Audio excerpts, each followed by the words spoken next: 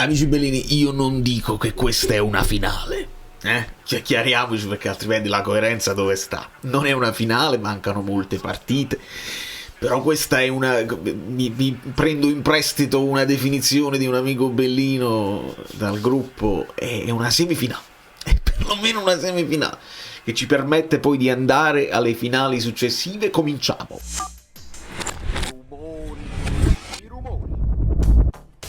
Veramente, perché in questo momento qualcuno può dire anche allora ti puoi permettere un pareggio col Bologna perché poi le altre partite allora non avevo capito niente, se ragioniamo ancora così.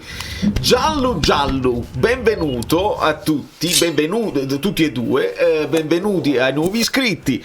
Ce ne sono parecchi che si sono affacciati dopo il video di ieri, il video leggero che però ci cambia un pochino tutto. Lasciate un like per la simulazione che adesso devo fare. Adesso recupero anche... Sono in multitasking pesante perché sto guardando l'Atalanta dal cellulare così, che sta in questo momento perdendo.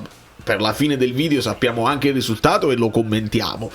Poi volevo leggere un po' di commenti, un po' delle vostre domande per la formazione, ma prima di tutto, visto che decine e decine di utenti mi hanno chiesto, due persone mi hanno chiesto la simulazione, senza la simulazione non posso vivere, ci proviamo. È molto difficile ipotizzare la formazione, ci hanno fatto sapere che è tornato anche Spinazzola, non so però come sta, partiamo con Olivera, vediamo la condizione sul gioco. C'è un buon Anghissà, c'è un buon Neres, sembra che dobbiamo partire così, però è tornato McTominay, attenzione, Scott McTominay. Permettete che tolgo Asa, nessuno si offende. McTominay in campo, e dalla panchina un Billing fulminante, un Raspadori, magari Okafor, non lo so, vedi, che poi il risultato come dell'Atalanta potrebbe anche stimolare il Bologna. Dobbiamo guardare la classifica insieme. Non lo faccio l'errore di parlare durante il game, mi devo concentrare. Bravo Luca, maronnami subito, perché il Napoli parte forte, Politano. Esatto. E ditemi che non è quello che poi alla fine è successo con il Milan.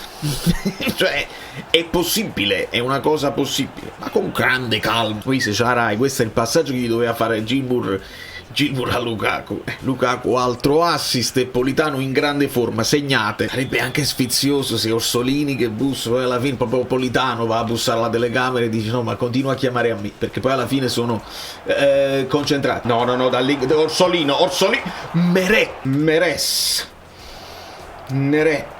no, perché poi Neret potrebbe essere presa con...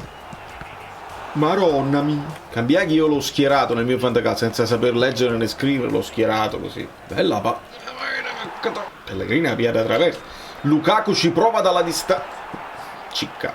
Neres se la mette sul sinistro. Samarcic e Maldini che entrano al posto di Lookman e Retegui, mi dovete dire voi se l'è mangiato il gol o se è stata una grande parata di Mandas. Poi non abbiamo avuto modo di parlare del Milan. Una partita credo esaltante per i tifosi neutrali, tante occasioni. Tenere, dov'è Olivera? Olivera? E che diavolo? Capisco che devi seguire Orsolini, ma... Bella palla di Lorenzo, vai Politano! E dai! Bravo! Catena di destra, fuori gioco. Neres, un po' di shampoo. Troppo shampoo. Bravo, Lukaku. Boom. Assist e gol. Decidete voi. E lasciate pure il like. Come gioca il Napoli. Come gioca il Bologna pure, mamma mia. Bravo. Mattias. Bella palla. Un buon primo tempo. Concediamo volentieri un po' più di possesso palla a loro.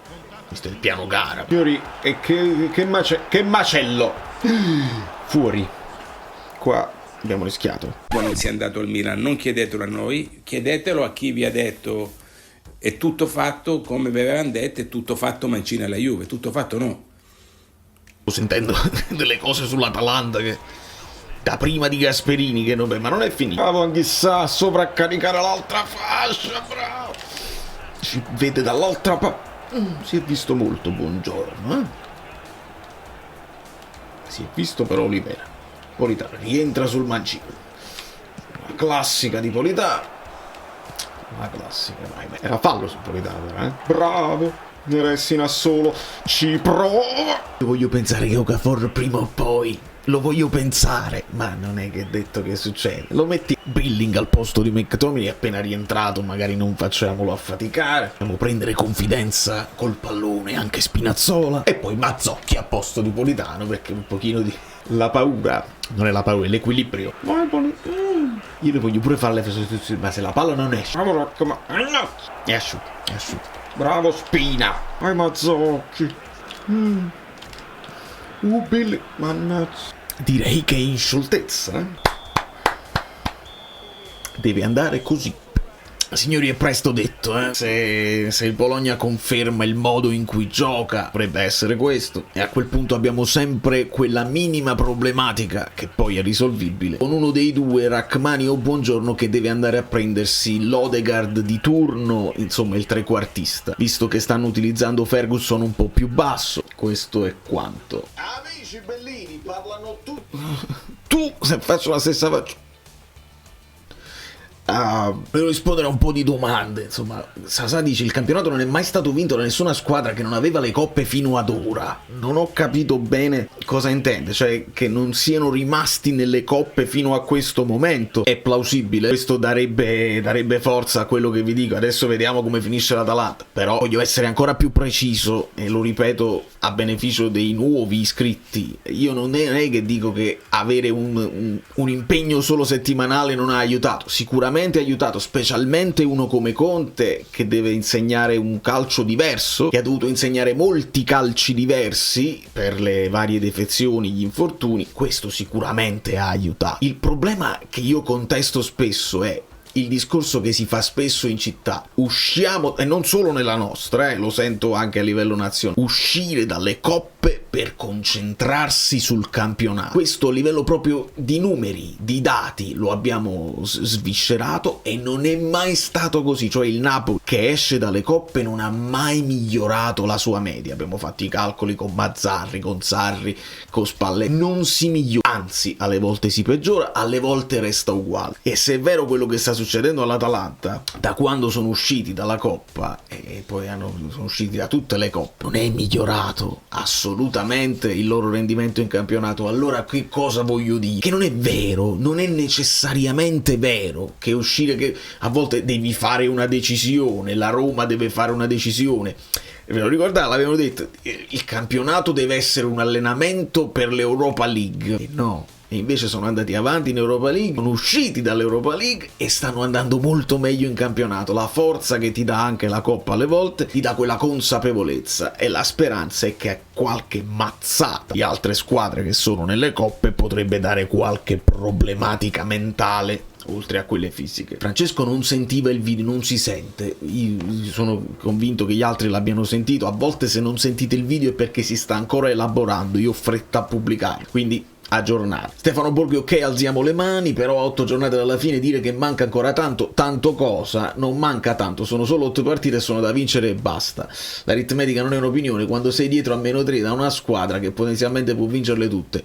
Sono d'accordo qua, non manca tanto, ci siamo, per questo adesso ho parlato scherzosamente di semifinale, però questa è una partita veramente importante per lanciare uno statement, per dare un segnale al campionato. Dice: noi abbiamo avuto un momento di flessione, ma adesso nelle partite che contano, e sarebbe anche sfizioso farlo nel turno che doveva essere quello sfavorevole, no?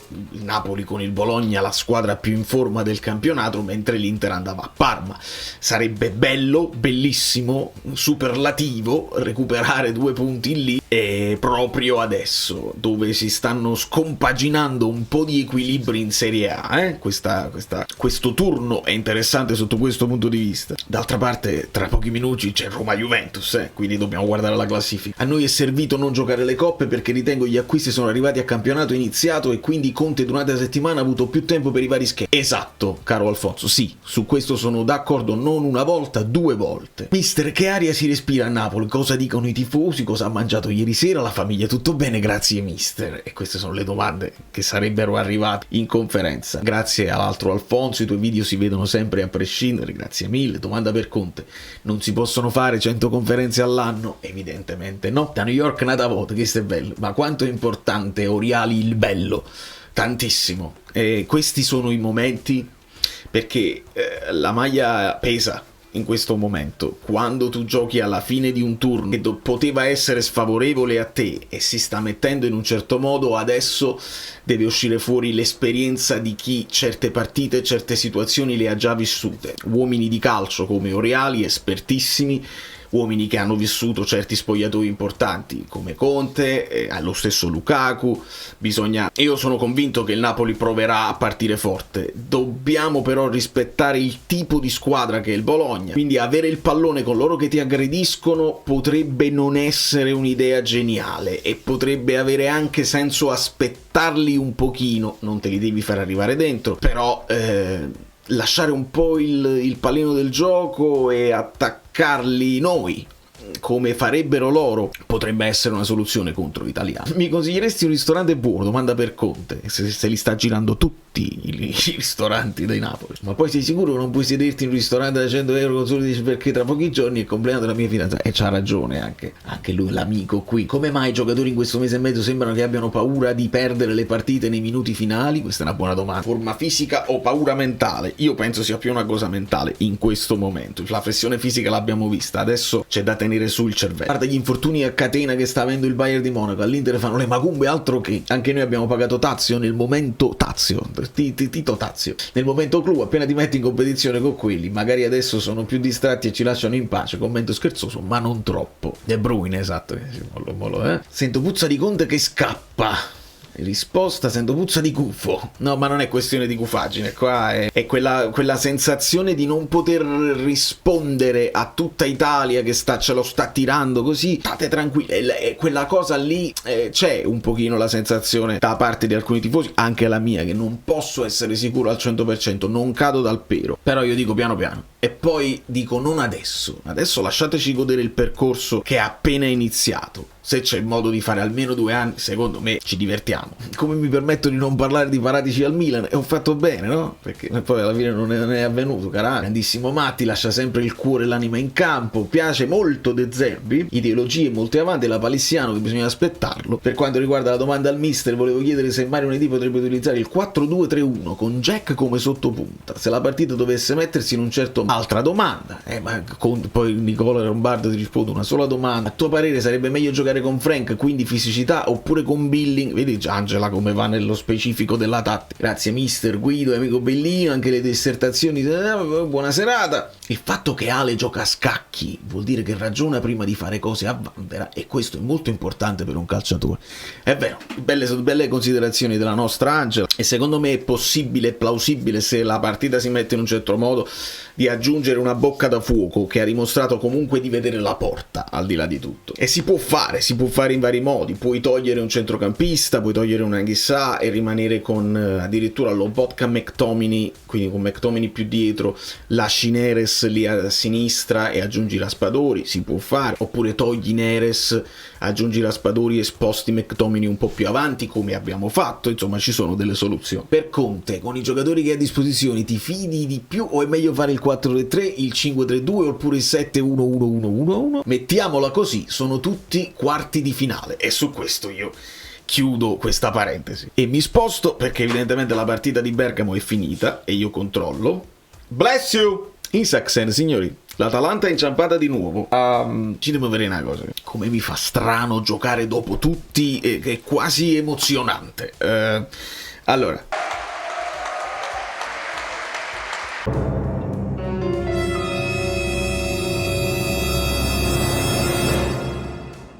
Inter 68, Napoli 64, con la possibilità di andare a 67, risultato meraviglioso, o a 65 dove non ti cambia niente, resti sempre a 3 punti, diventa difficile perché tu devi vincere tutto e loro ne devono staccare un altro, steccare, non staccare, ma soprattutto ma soprattutto aumentare i punti sull'Atalanta, perché se poi il Bologna adesso intravede addirittura il terzo posto, diventa interessante. Dai un segnale al campionato anche di estrema forza psicologica, perché non batti una qualsiasi, batti quella più in forma. Che succede dietro? Perché tra un po' gioca la Juve, c'è la possibilità per la Roma di agganciare la Juventus, se vincesse la Roma, rimandando poi la Juventus in una crisi totale. Ma allora pure Tudor non è buono, allora è giunto il problema. È una riflessione legittima. La Lazio si è rifatta sotto perché battendo l'Atalanta, e mette un po' di pressione alla Roma. La rincorsa stanca, sarebbe bello per Ranieri addirittura vederli poi tra i primi 4, ma risulta difficile perché la rincorsa stanca molto. La Fiorentina e il Milan pareggiando non muovono nulla, ma c'è uno stacco pericoloso tra il Milan e il Torino.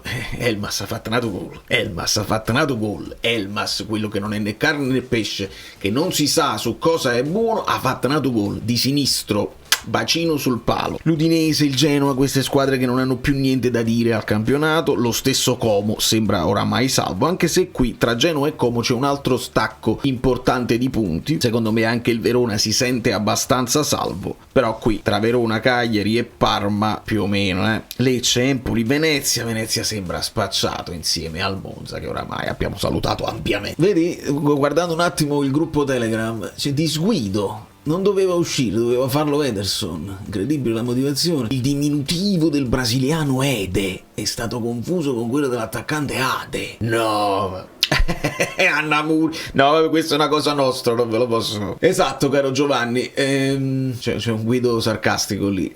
Sì, l'Atalanta settimana tipo. Hai ragione. La verità è proprio questa.